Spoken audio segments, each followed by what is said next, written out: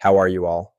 Welcome back to the Solo Mega Machine and have a wonderful holiday. Many people still think that crypto will be widely used in a few years or even 10 years, but a top Ripple official just set a firm date. It will happen on a large scale by the end of 2026. And when you see who's already getting ready behind the scenes, you'll understand why people who own XRP are paying so much attention. Today, we have a lot to unpack because organizations won't wait. They've already moved in. Someone should wake up after hearing this number. Over 75% of big businesses are either actively working on crypto strategies or speeding up their plans to stay ahead of the competition right now. It's not about following the latest trend or betting on price changes. It's about staying alive in a changing financial world. That number won't just keep going up. By the end of 2026, it will be the norm. There will be a lot of crypto risk built into the operations of every real bank, major asset manager, and global payment provider. Why the sudden need for action? Easy. It is no longer a question of whether crypto works or not. We're now talking about how fast instead of if. It's a real race to be the best. You can already see it happen. Banks are rushing to release custody solutions that are compliant. Asset managers are testing tokenization in the real world, and payment networks are quietly switching to settlement layers that are based on blockchain. The brokerages that didn't pay attention to the growth of online trade in the 1990s and were left behind will be forgotten if you don't keep up with this. It's moving faster now that that train has left the stop. If you've been paying close attention to the signals and want the edge that turns knowledge into action, as well as secret strategies that can spot these moves early, then join the XRP Insiders Elite right away. This is the exclusive group for holders who want to stay ahead of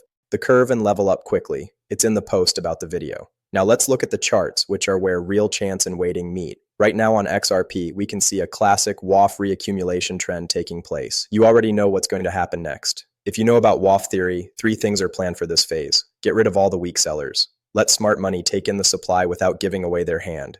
And exhaust the remaining sellers. Think about it. Prices move around in a range. There's less volatility. People in retail get bored and angry. The headlines become bad. After that comes spring. A short drop below key support causes the most fear. Cries of XRP is dead and the last rush of cash. That's not the end though. Setup is what it is because the buildup is done. That snapback is strong and final. Springs aren't just there. They show when institutions have finished putting things in place quietly while everyone else looks away. This isn't about slowly grinding up. Most of the time, these systems launch when they break down. We're in the middle of that testing step right now. Conviction is being questioned and supply is being cleaned up. The math is easy to understand. If you can get through the noise, the next step will be much easier. Let's talk about what Reese Merrick, Ripple's managing director, just dropped while we're on the subject of placement. He didn't hold back. It is expected that by the end of 2026, almost all big banks will have significant crypto exposure. There won't be any free pilots or side projects. It is going to be core technology. Why? Because customers want it. They have to do it. If JP Morgan takes too long to deal with digital assets, money will go straight to sites like Coinbase. Customers will go to agile fintechs like Revolut or younger players if traditional banks don't pay attention to stable coins and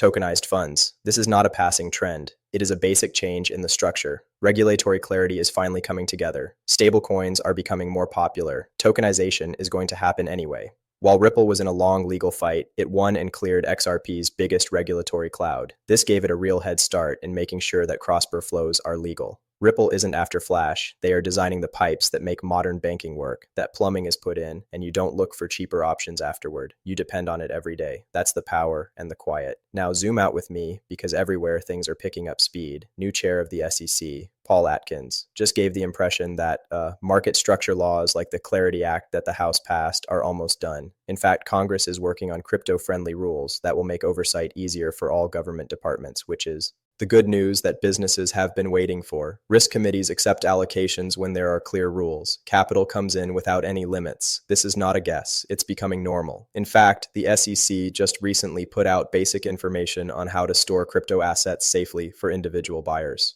Check out what's written. This is not punishment, but teaching. The tone has changed from being hostile to accepting. We're not going away.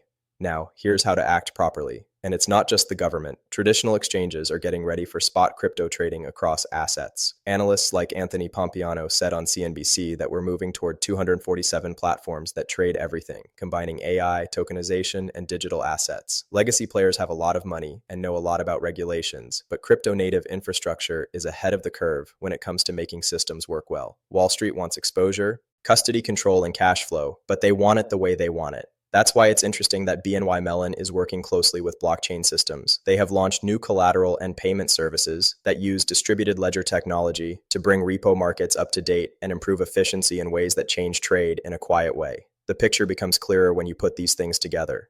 New rules coming in, unlocking trillions of dollars, infrastructure going live, liquidity cycles growing, and XRP being seen as legal rails instead of speculation noise.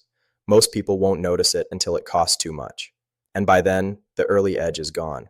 But you're here now putting it together before everyone else. That's always where the real lead is. Things aren't just looking good for 2026, it's clearing out the buildup, removing obstructions, and turning on the pipes. During this time, patience is put to the test, but resolution usually pays off in a big way. Right in front of us, a generational shift is speeding up, and XRP is at the center of transfers, tokenization, and institutional demand. One last jolt from the spring, but the launch that comes next changes everything. Hold your place and be alert.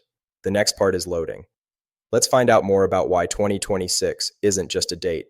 It's the point where the development of crypto and several macro cycles meet. Liquidity is what keeps markets going, and things are slowly changing around the world in ways that are good for high beta assets like XRP right now. For years, central banks tightened to fight inflation, which drained the economy of extra cash and put pressure on risky assets. But that cycle is turning around. Rate cuts are already happening in the world's biggest economies.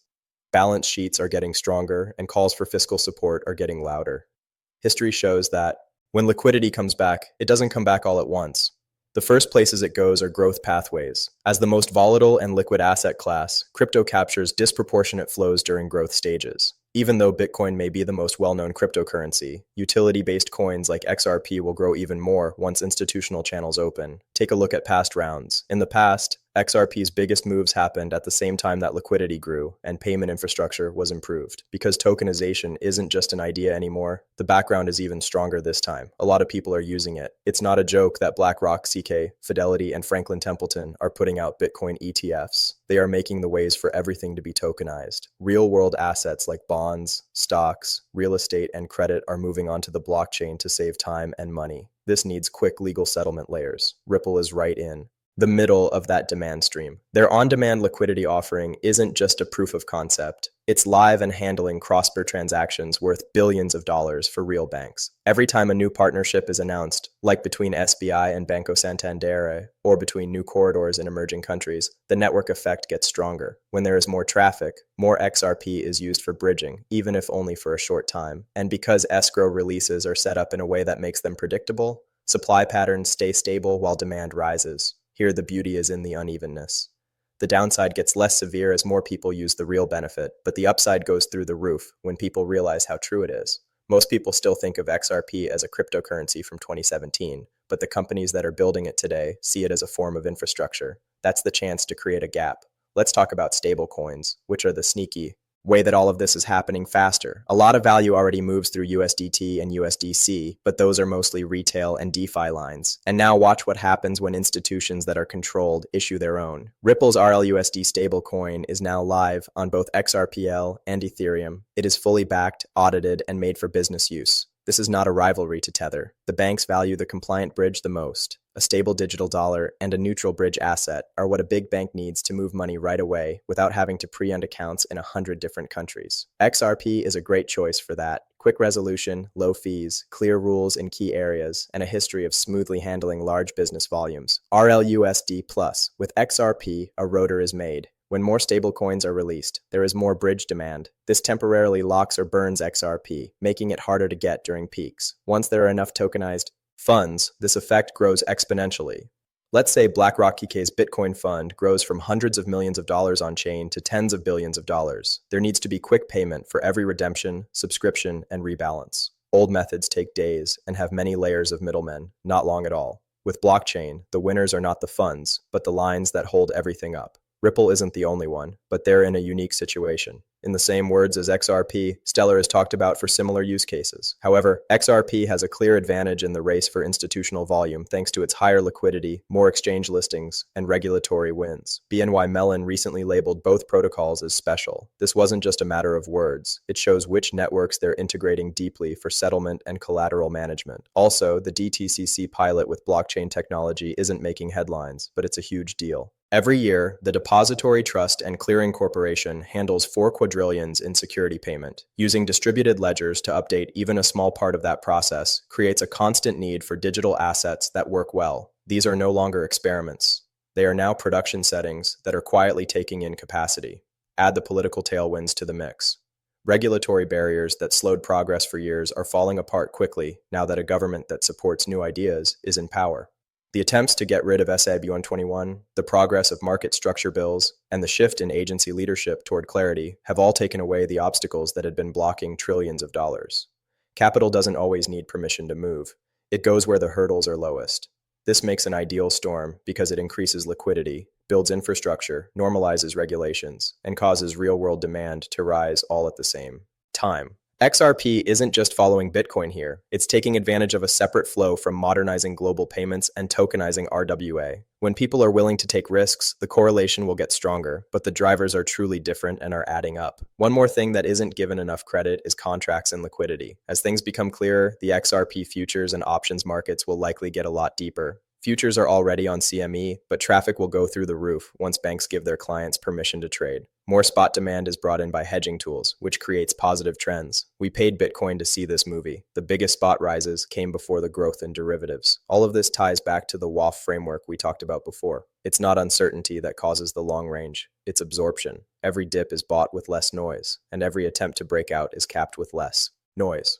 Volume profiles show that the distribution is moving to stronger hands. When it goes off, the spring won't be a random spark. It will be the last move before the real markup starts. Institutions don't lead retail stories. Instead, they place themselves during the disbelief phase, the stage of being bored we're in now. That's their window. The news stays quiet. People's feelings range from lack of interest to mild sadness, and supplies are slowly locked away. The fuel is already full when confidence finally breaks higher. Take a bigger picture. Look at the financial reset that is happening right now. In fiat terms, the amount of debt can't be maintained, but growth needs to continue. Tokenization gives us a way forward. Realign assets into fractions. Make markets available 24 hours a day, 7 days a week without making money. But none of that works without settlement that can be trusted and works well. In fact, XRP was made just for this moment. It was made to easily transfer value across countries and systems. The network has been through peak stress tests that would have shut down other options. Finality in seconds, not guesses based on chance. Setting a regulatory example. It's not a security on the secondary market.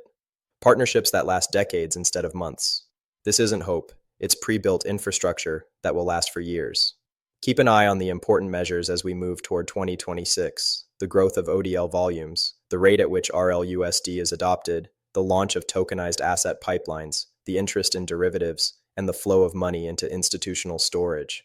These aren't just price drivers. They're also early warning signs of the change from investment to utility dominance. There won't be a big party to celebrate the change. It will first show up in quarterly reports as line items that talk about digital asset income, blockchain efficiency gains, and lower payment costs. After earnings calls, it will go to major news than price. The move will already be mature by the time everyone agrees on it. That's why it's more important to understand the plumbing than the talk. Rails work together quietly until they are needed. An assessment, which used to be necessary, shows monopoly-like traits. Piece by piece, partnership by partnership, pilot by production release. We're seeing that change happen faster in real time. Being patient now doesn't mean having blind faith. It means being in sync with a process that has been growing for more than 10 years. Each cycle tests holders in a different way, but this one tests through sideways movement while principles build up below the surface. When it comes, the clarity is often not proportional to the weight. Keep an eye on the traffic flows, the activations of infrastructure, and the stacking of regulatory green lights. They are not separate events. They are parts of the same story. And that story points to 2026 as the year when usage is unquestionable across the world's financial system. There is less mess than ever before, turning of liquidity, falling barriers, utility scaling, and finishing placement. The next step is not just another cycle. It is the part of institutionalization that we have been waiting for. Stay sharp and in place. It's happening faster than most people think. This is not advice about money. As 2025 comes to a close and we look straight at what's happening, there is more proof than ever. What Reese Merrick said a few days ago isn't just talk. It's the plan that institutions are already following. RLUSD has a market value of more than $133 billion, is fully controlled by the New York Department of Financial Services, NYDFS, and is now conditionally backed by a federal trust charter. This makes it the stablecoin that banks are integrating for real-world flows. Together with XRP as the link, they enable tokenized treasury tests, institutional payments in new corridors, and smooth on-chain, off-chain settlement that old systems can't match. That's all changed this year with spot XRP ETFs. Multiple approvals led to over $1 billion coming in just a few weeks, relistings on big US exchanges, and quick growth of custody solutions. This isn't just Bitcoin talk from BNY Mellon. They are now active and keeping RLUSD funds safe, while also making progress on tokenized deposits and managing collateral on distributed ledgers. The ongoing efforts to modernize DTCC, which includes adding compliant protocols for quadrillions in yearly settlement, quietly back up the infrastructure that Ripple has been building for over a decade. Project Crypto has made real progress, while Paul Atkins has been in charge as chairman. Customized exemptions, clearer token taxonomies, and unified control are freeing up trillions of dollars that were held back by uncertainty. The Genius Act and market clarity laws have taken away the last few points of contention, changing the SEC's role from enforcing the law to facilitating it. It's not just a theory. This is why we're seeing record ODL volumes, RLUSD acting as a bridge between BlackRock CK's tokenized funds and big companies like hedge funds creating assets that earn money directly on the XRPPL.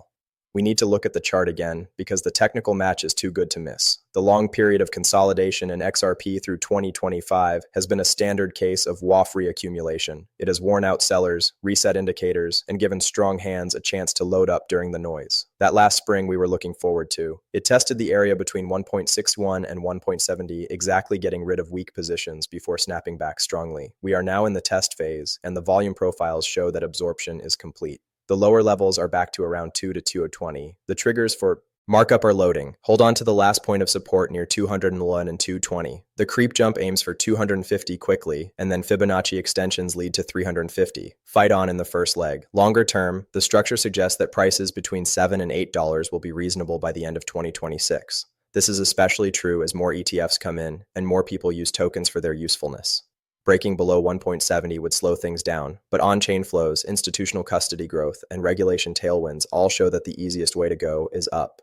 This is why 2026 feels different, not because of guesswork, but because they are now moving from test to production. Huge amounts of real-world assets are moving on-chain to make things run more smoothly, quickly, and always be accessible, as the dollar rails stablecoins like RLUSD provide them. XRP provides the neutral instant bridge, and compliant infrastructure makes sure that institutions can join without any problems.